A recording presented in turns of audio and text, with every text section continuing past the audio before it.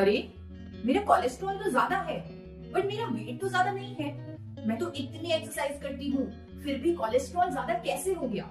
मैं तो हमेशा हेल्दी खाना ही खाती हूँ, कोलेस्ट्रॉल कैसे बढ़ गया? क्या अब मुझे कोलेस्ट्रॉल को कम करने के लिए दवाई खानी पड़ेगी? लेकिन उसके तो काफी साइड इफेक्ट्स हैं।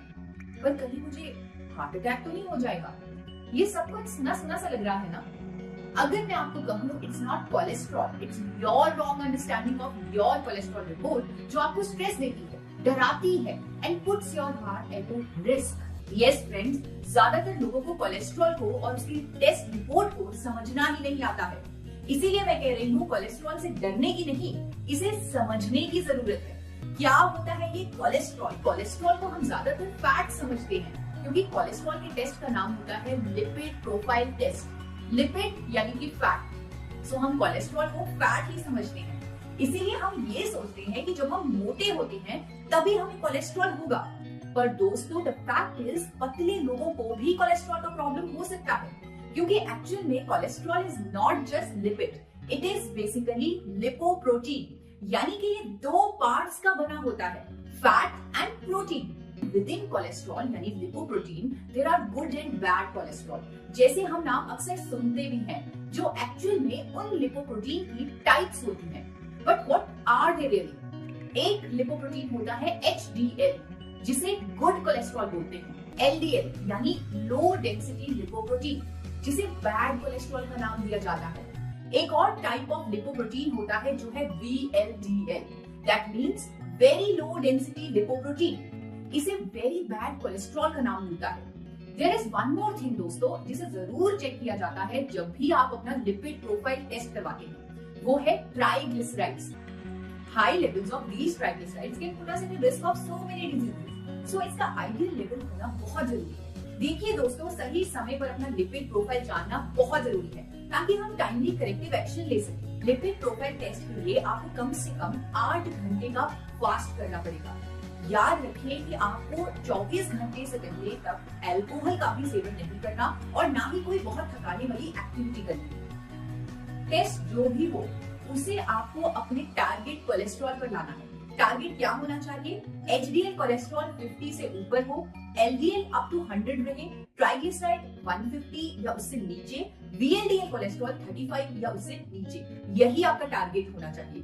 अब ये टारगेट कैसे पूरा होगा? I recommend to add a lot of fiber in your diet and follow a whole food plant-based diet.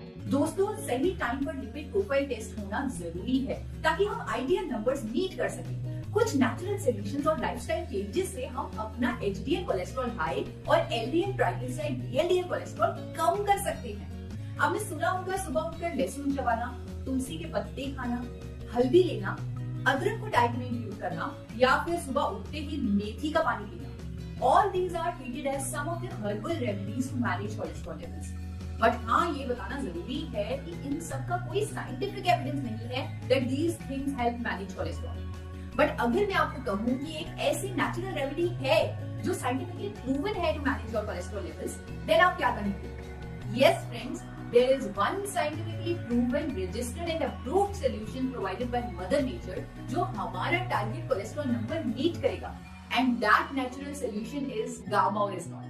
दोस्तों, आफ्टर एक्सटेंसिव रिसर्च मैंने जाना कि गामा ओरिजिनॉल में इतनी हेल्थ बेनिफिशियल प्रॉपर्टीज हैं जो हमें एक डिजीज फ्री लाइफ की ओर लेके जा सकती हैं। और one of the amazing properties of gamma oryzanol is its ability to lower cholesterol levels. दोस्तों, हजारों साइंटिफिक स्टडीज और क्लिनिकल ट्रायल्स प्रूव करते हैं that gamma oryzanol reduces bad cholesterol यानी LDL एंड VLDL, और यही नहीं, it also increases good cholesterol that is HDL in our body. यही नहीं, अनेकों स्टडीज ये भी कंफर्म करती हैं कि गामा ओरिजिनॉल ट्राइग्लिसराइड लेवल को भी लोअर डाउन करता है। यानी अगर हम गामा ओरिजिनॉल कैप्सूल्स अपनी डाइट में इंक्लूड करें तो हम अपने कोलेस्ट्रॉल को हमेशा के लिए मैनेज भी कर सकते हैं। As per various studies, it reduces cholesterol absorption in our body and also increases cholesterol excretion by converting it into bile acid. Even friends, इस बेनिफिट के लिए अनेकों क्लिनिकल ट्रायल्स में गामा ओरिजिनॉल सप्लीमेंट की effective dosages 300 mg per day recommend भी हुई है। इसीलिए मैं इसे प्रूवन नेचर सॉल्यूशन कह रही हूँ to meet our target cholesterol levels. Japan की सरकार ने गामा ओरिजिनॉल को कोलेस्ट्रॉल कम करने वाली कुदरती दवा का दर्जा दिया हुआ है। यही नहीं, जब आप मेश ड्रग्स डेटाबेस देखेंगे आप पाएंगे कि सिर्फ जापान ही नहीं, America, United states of America की सरकार ने भी गामा ओरिजिनॉल को अप्रूव किया है as a hypolipidemic agent to treat hyperlipidemia, that is elevated cholesterol levels. यही नहीं दोस्तों, गामा ओरिजिनॉल सप्लीमेंट्स के अनेकों बेनिफिट्स को देखते हुए भारत सरकार ने भी इसे न्यूट्रास्यूटिकल का दर्जा दिया हुआ है। सो इस न्यूट्रास्यूटिकल को आप जरूर अपनी डाइट में इंक्लूड करके अपने कोलेस्ट्रॉल लेवल्स को हमेशा के लिए खुद कंट्रोल में रख सकते हैं।